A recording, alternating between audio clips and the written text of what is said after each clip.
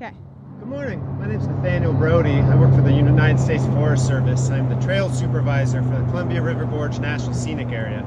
Here we are on the Horsetail Falls Trail. What happened is in 2017 we had approximate 20,000 acre forest fire.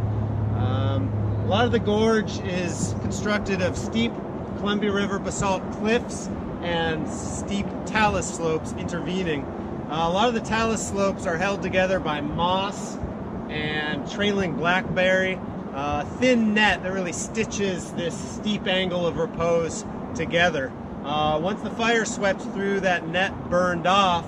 Once the rains came, this talus slide got pretty slippery and couldn't sustain itself anymore. We're in a spot where a trail crew member was raking rocks off the original trail, which was constructed by the Civilian Conservation Corps. And one rock hit another and created a rock slide that went about 200 feet downslope, across the historic Columbia River Highway and onto the railroad tracks way down there. Thousands of cubic yards of material just washed out. So at this point, the trail is completely gone. And due to the nature of the geology and the pretty active dynamic slide that's still going on, we're going to have to reroute the whole trail because the slide is still eating away headward up towards the base of those cliffs. We could put a bridge in, but that would be too expensive, and it probably wouldn't hold up either because, again, all of this material that I'm standing on that's behind me is going to slide down towards the river.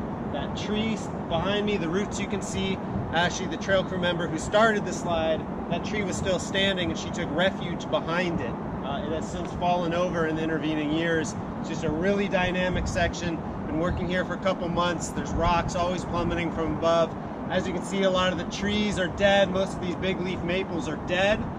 They're falling over too, although they are regenerating, which is a good sign.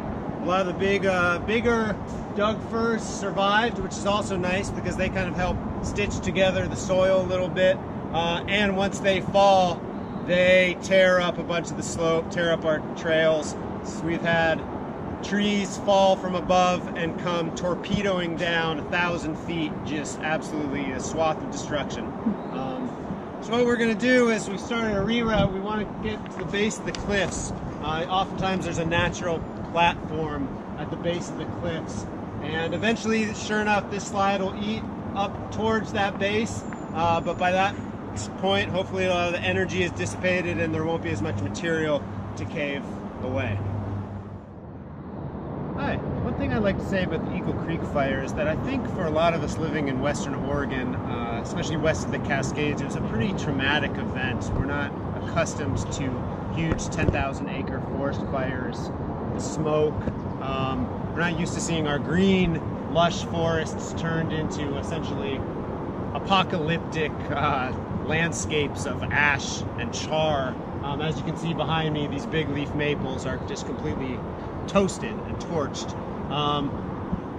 But that being said, it's been really heartening to see, one, the regeneration of, as you can see, the big leaf maples, and two, thimbleberry coming back, the poison oak spreading like wildfire itself. And that's a heartening thing to see, the regreening of these lands in a remarkably short amount of time. But it's also really nice for me to think of the wildfire as just another chain of a long another link in the chain of very dynamic ecosystem. We had the Columbia River basalts flowing through, creating these cliffs. We had the uprising of the Cascades. We had the Missoula floods ripping through, constant erosion and down cutting of these incised streams. And sure enough, if you look at the fire ecology, every once in a while these east winds blow through and we get massive wildfires even on the west side of the Cascades. So it's just another part of being in this very dynamic living environment. So one thing that happens is in a lot of these areas we've had 99% tree mortality. All the trees are dead, but they're still standing. So in years to come, these trees are going to fall over. And two things happen when that happens. One, they fall across our trail. As you can see, this tree right in front of us just did. When that happens, it's a fairly easy process of grabbing your chainsaw or in the wilderness crosscut saws and axes, coming through, cutting through the tree, obviously this is a very small little tree, and sending it on its way down the trail. That's the easy part.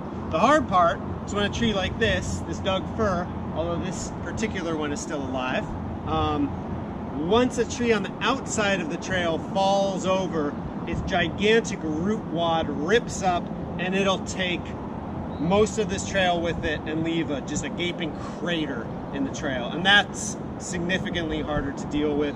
We'll then have to come in, maybe cut up the tree and use that as a log crib. Maybe if there's rocks around, we can fill the hole with rocks as a retaining wall. We have to find some way of filling the hole and then rebuilding the tread through it. And that is going to be a significant problem in years to come. I think traditionally 5 to 6 years after the fire, most of the trees' roots have rotted and they start coming down. So within a couple of years, we're going to have thousands, tens of thousands of trees coming down in the burn area, and we'll have our work cut out for us.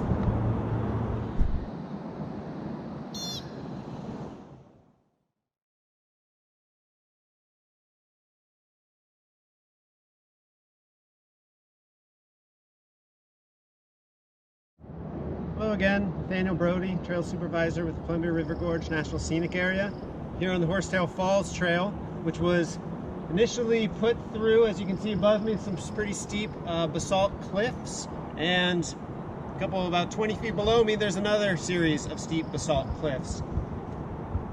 Between those series of cliffs, there's a really steep, 50% more accrued alluvium slope. So all the loose talus rock from above falls down, piles up into a big steep loose scree slope. Back in sometime maybe the 30s or 40s, the Civilian Conservation Corps came through and cut a trail through that slope.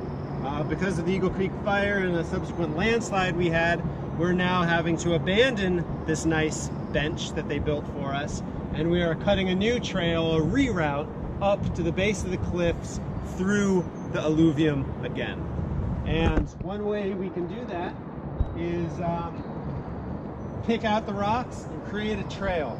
To keep the rocks from falling onto our new trail, we'll have to construct a series of retaining walls to hold that series of rocks back. One thing I like about trails, you use the materials that you have on hand.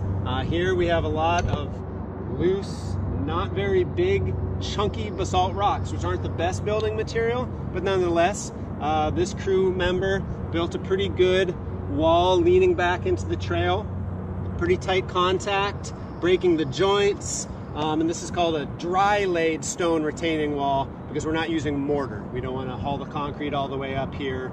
It's expensive, it's heavy, and one thing I like about this, it looks more natural. The water can weep out of it. The concrete tends to hold the hydrostatic pressure behind it and it'll break out. This wall will shift and settle as the hill itself shifts and settles. Looks a lot more natural.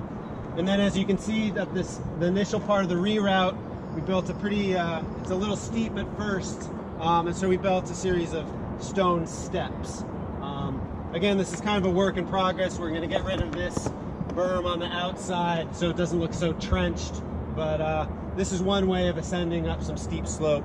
As much as possible, we want to keep the grade level, 10 to 15% range, but every once in a while we have to build a series of stairs or ascend a steep section of hill because that's what the land dictates. Here we are in the Horsetail Falls reroute. Again, this is still a work in progress. Still building an outside retaining wall to hold up the actual tread of the trail. And then on the inside, we built another retaining wall to hold up this switchback corner.